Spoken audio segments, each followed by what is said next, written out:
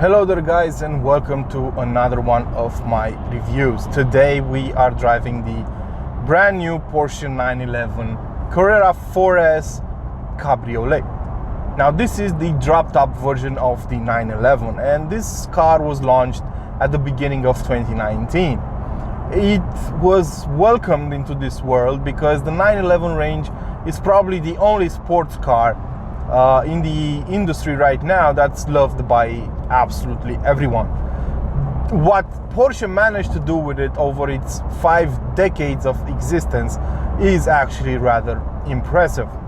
So the Porsche 911 is one of the most beloved cars in the industry, and for good reason.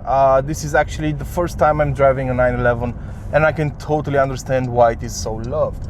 Because this car can be used as a daily driver, while at the same time as a proper sports car, depending on what you want to do with it. So it's really impressive the way it behaves.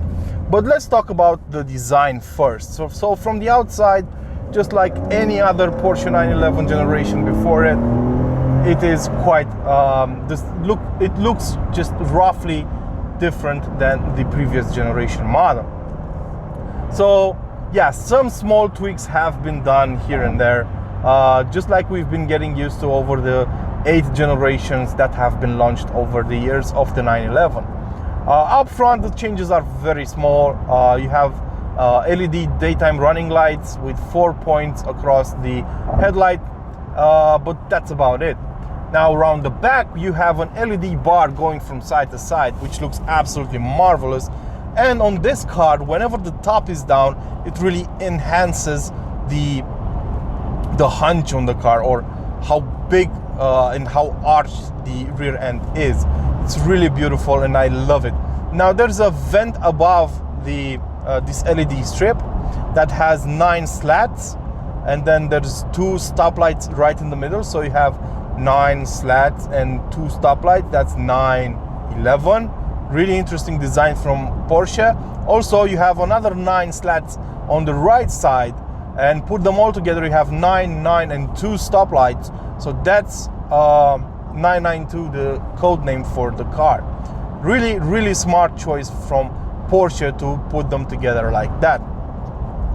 So this car looks absolutely brilliant in my book. Some are saying, you know, Porsche 911s don't look that good in Cabrio, especially with the roof down, because there's a hunch at the back, but I absolutely love it. That's where all the magic happens. That's where the engine is. So let's talk about the engine. On the new generation, you have a 3-liter flat 6 engine that's twin turbocharged. It's roughly the same as the one on the 991.2 generation, only it has a bit more power now. It has 450 horsepower and 530 Newton meters of torque. The car we're driving today, the 4S, has all-wheel drive as well, and it will do 100 kilometers an hour from standstill in 3.4 seconds, as you're about to see.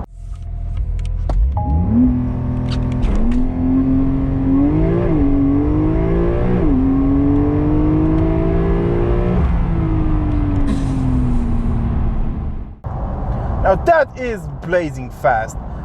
It's considering this is not the turbo version, it's already mind-blowingly fast, but the turbo will be even faster, dropping under 3 seconds, especially with the Sport Chrono package like the car we're driving also has.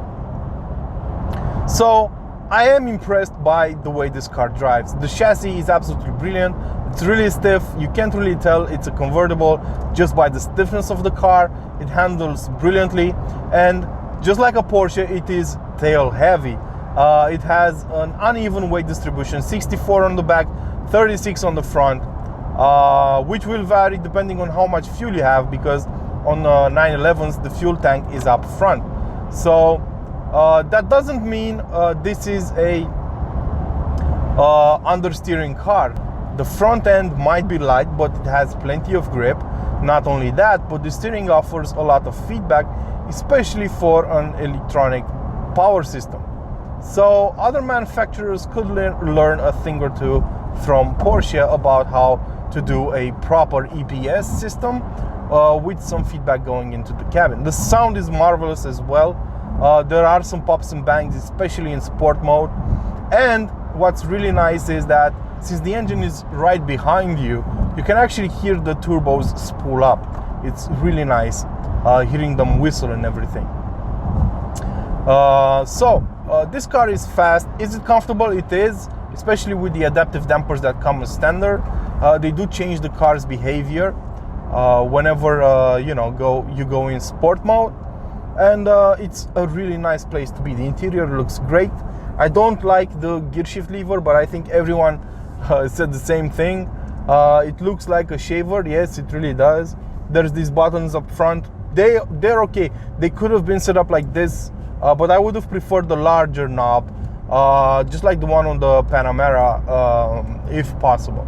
Porsche decided to go with this design because they say they needed to leave some room around here for the manual stick, because this car will be offered with a manual gearbox as well, a 7-speed manual. So that's going to be interesting to drive. How about the EPA? How about the fuel consumption? Well, the fuel consumption on this car is lower than I expected. Around town, I saw an average of 20 liters per 100 kilometers covered, and outside the city limit, it dropped at around 10, with an average speed of around 60 miles an hour. So it's really, really better than I expected. So what's to take from all of this? Well, the 911 stuck to its guns, and it's really a beautiful piece of engineering, and I still think it's the best in its class. Its rivals would be the Mercedes-AMG GT, I guess, and the Roadster version of it, and that's about it. I mean, you could include the F-Type here, but the F-Type just feels so heavy and so unruly compared to this car. It's quite amazing how different they feel. Overall, I think this is the best car in the range. The prices for the 4S start at over 140,000 euros. The price of this tester is close to 200,000, so it's definitely not cheap. Then again, the competition is not cheap either, and if you want the best, you have to be willing to pay for it. That said, this has been my review of the 911 Carrera 4S. I know I didn't cover everything, so if you guys have any additional questions, don't be shy but to drop me a line in the comment section below. As usual, don't forget to like, share, and of course subscribe to keep this channel alive. Until next time, drive safe.